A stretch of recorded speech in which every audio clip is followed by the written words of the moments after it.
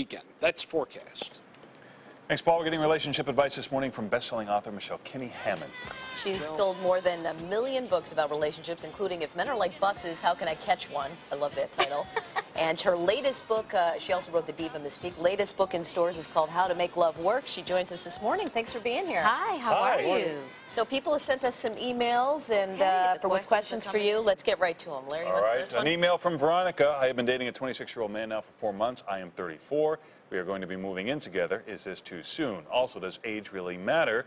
We have a lot in common and we enjoy each other's company, but can this really last? Well, let me give you the good news first. Age really doesn't matter because you can have a very immature older person and a very mature younger person. Sure. That's the good news. The bad news is, if you're not getting married to this man, any day is too soon to move in with him. Statistically, it shows that couples that live together before marriage usually don't end up getting married. Very low percentage. Really? So if you really want it to last, keep your address. All right. Keep your address. Let him commit. An email from Jessica. I've been dating a guy for 4.5 years. We're both in our mid-20s. We've been living together for about 3 years.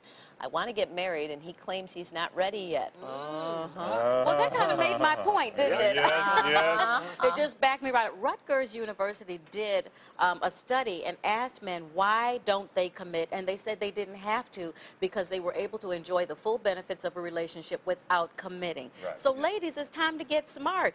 You know the old adage, why buy the cow if you can get the milk for free? That's now, right. 3 years is way too long for someone to still be making up their mind, which lets you know he's already made up his mind.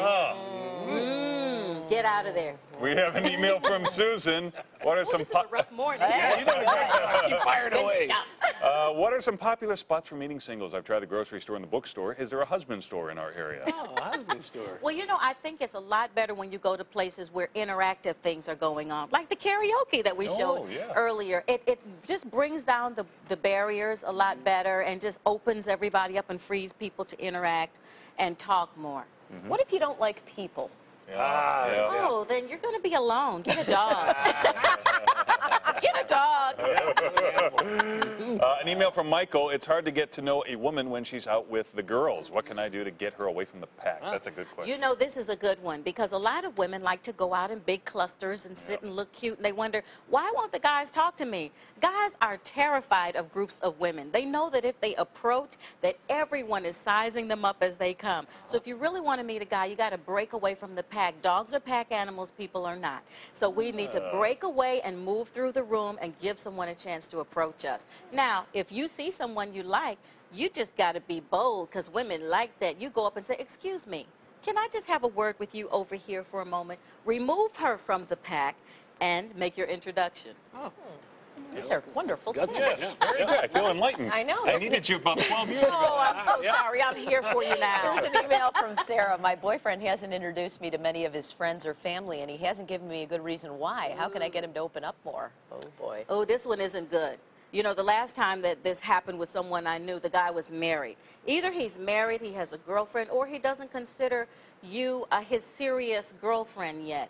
So either you need to find out if he's got another relationship going on, some unfinished business, or exactly where are you in this relationship? Don't take for granted if you're being intimate with him that seals the deal for him.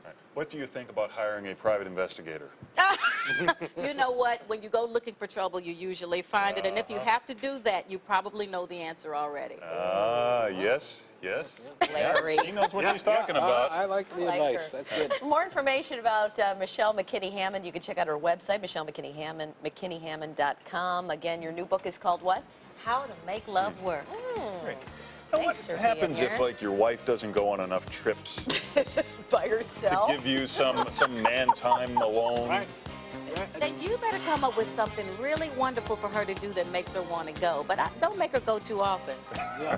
No more than 5 times a year. I just noticed we're still on the air.